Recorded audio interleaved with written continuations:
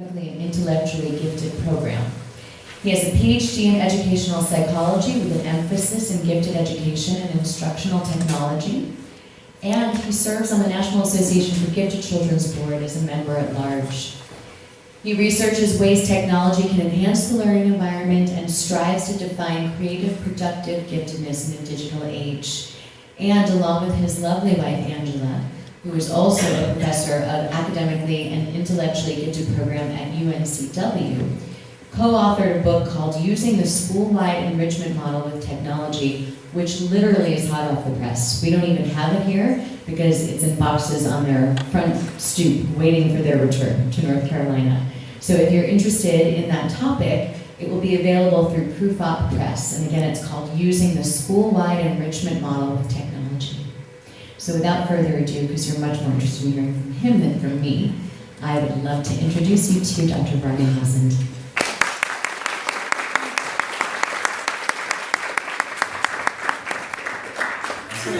I can feel the love tonight. I'm like bursting out in song like that.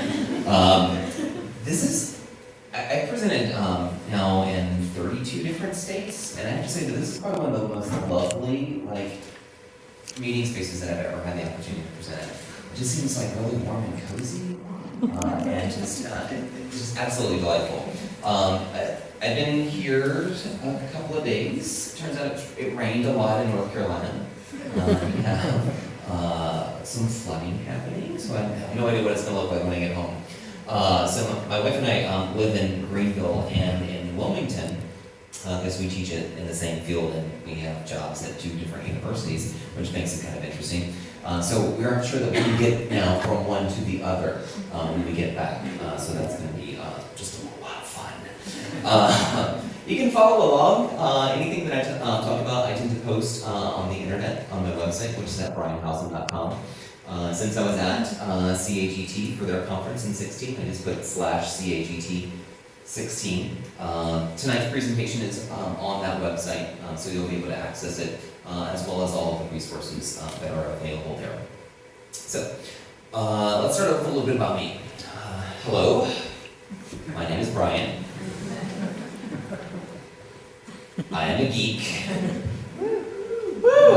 Thanks. I always get really nervous at that point because I never know if people are gonna respond or they're just gonna be like, do we throw things at him? What does that look like?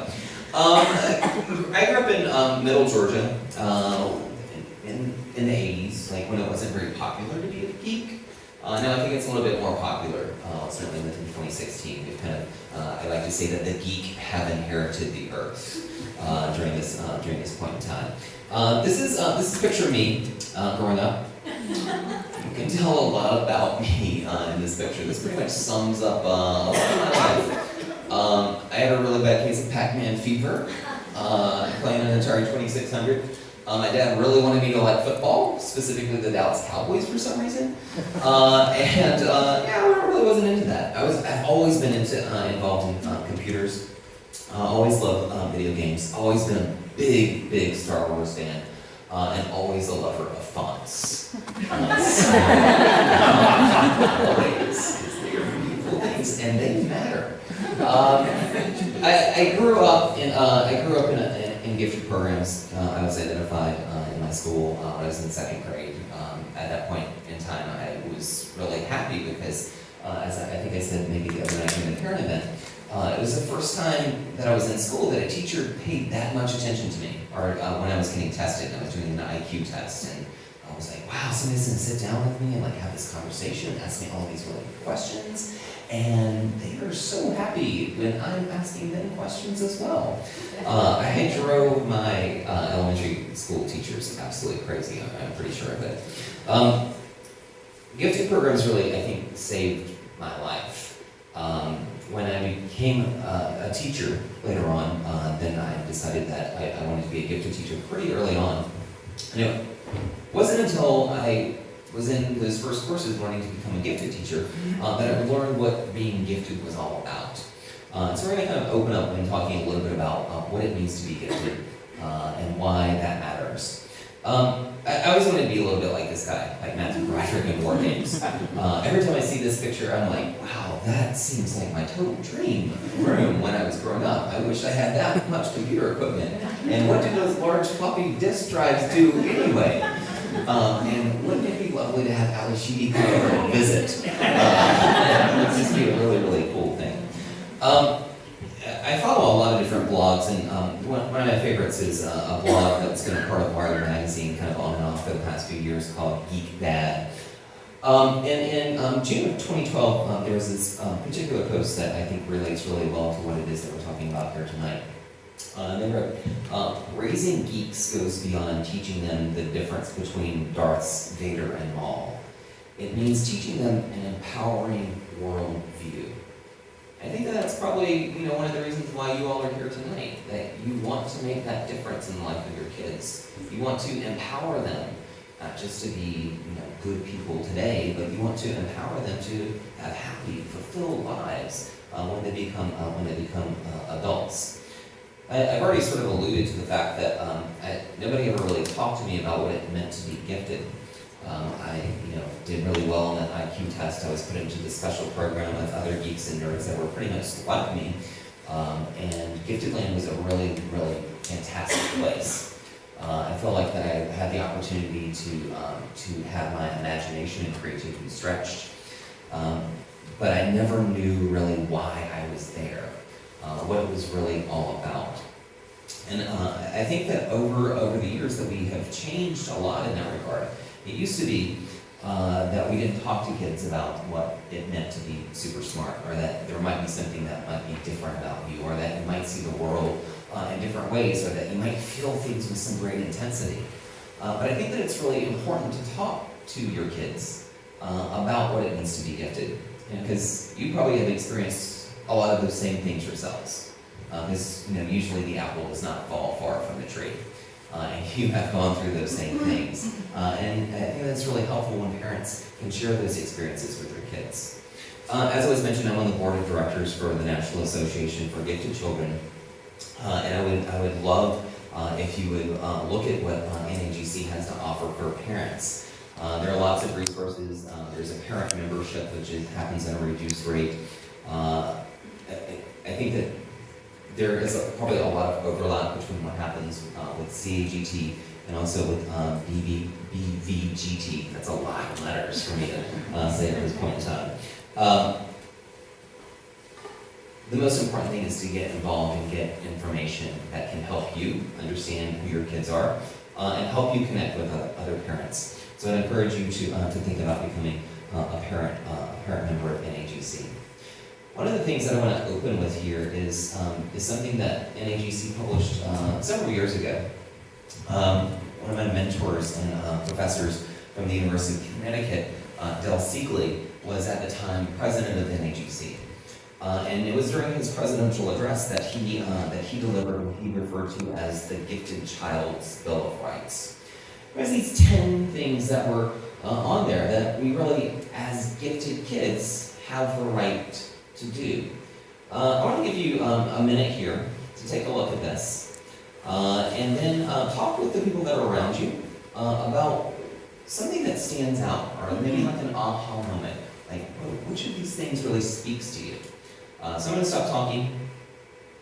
I'll let you take a look at those, and then we'll have a little bit of a discussion.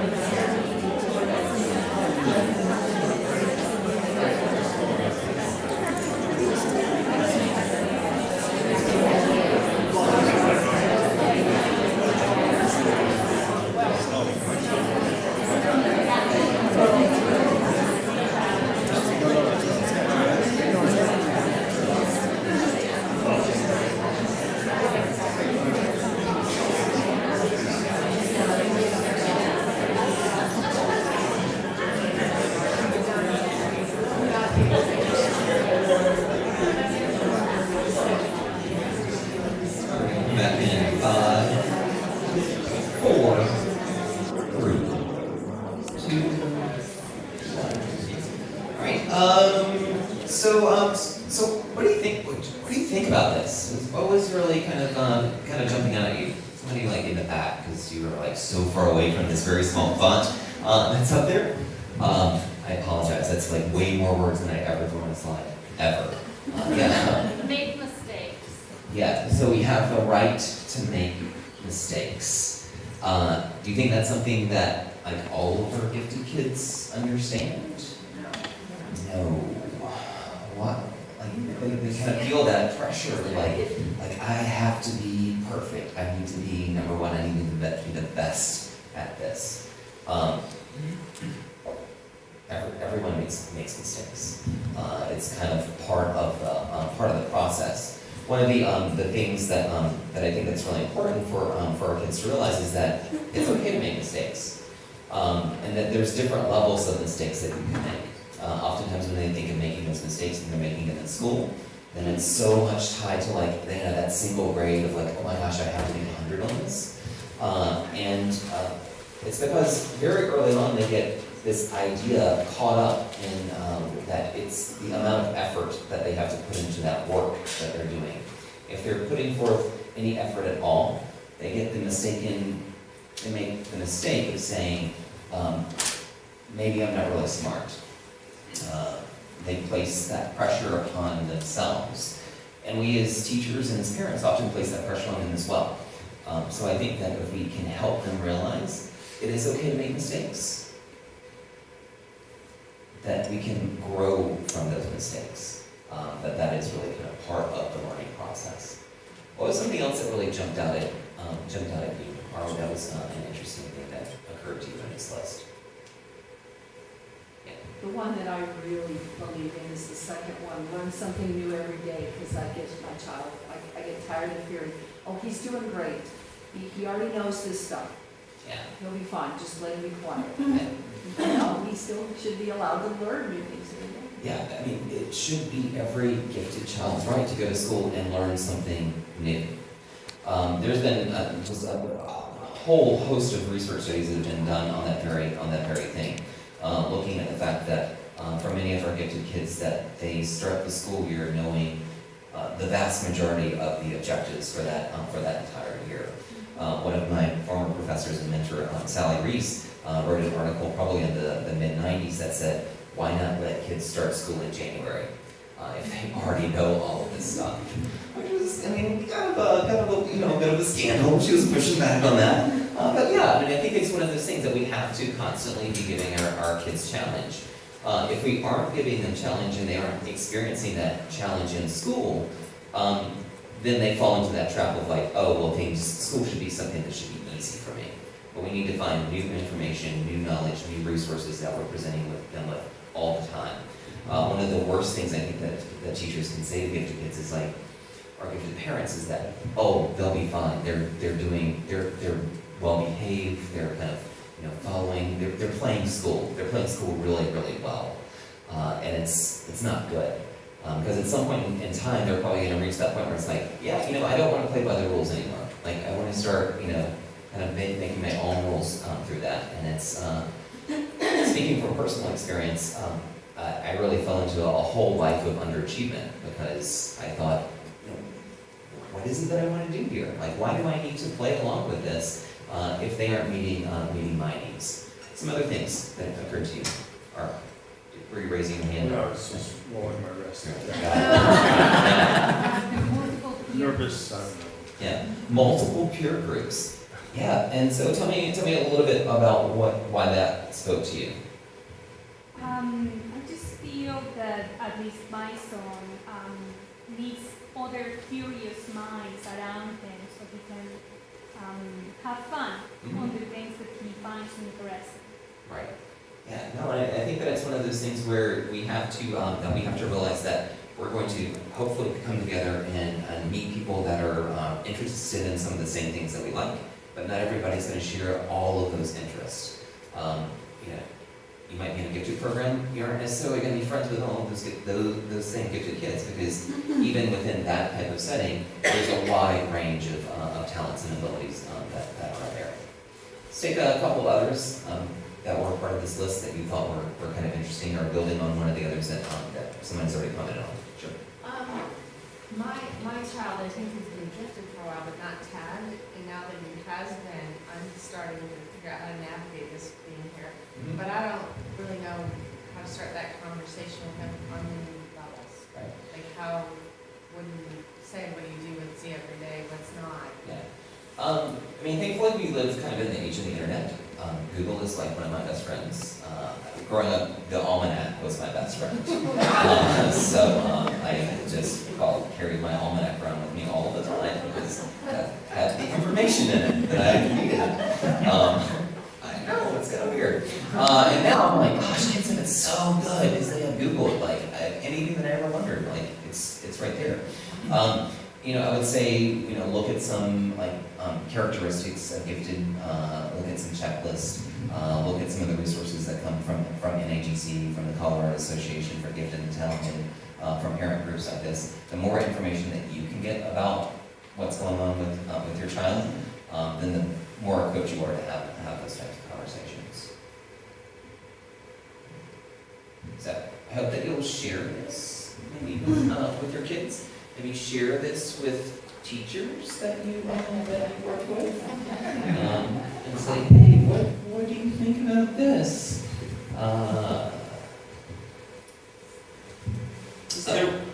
Is that posted on your website?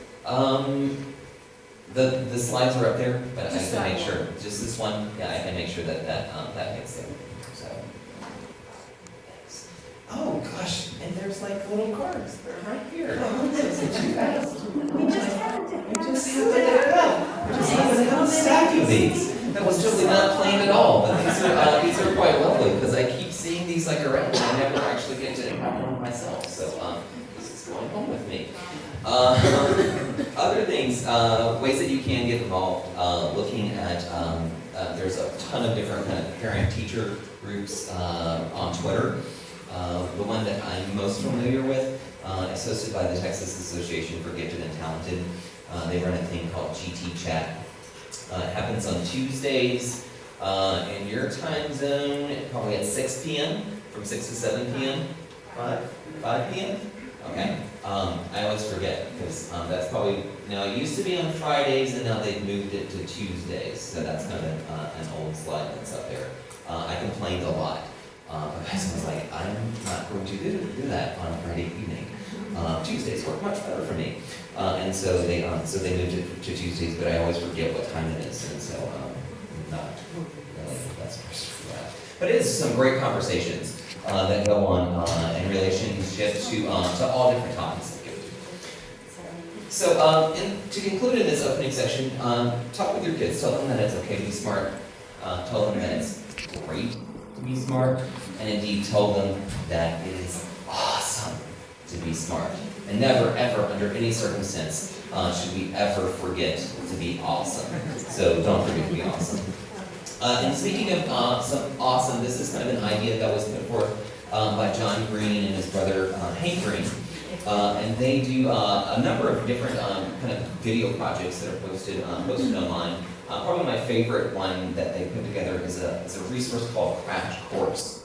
The two of them, along with some of their internet celebrity friends, teach these kind of mini courses in a variety of different topics, things like U.S. history, all different areas of science, and they're usually in kind of like the 15 to 20 minute range.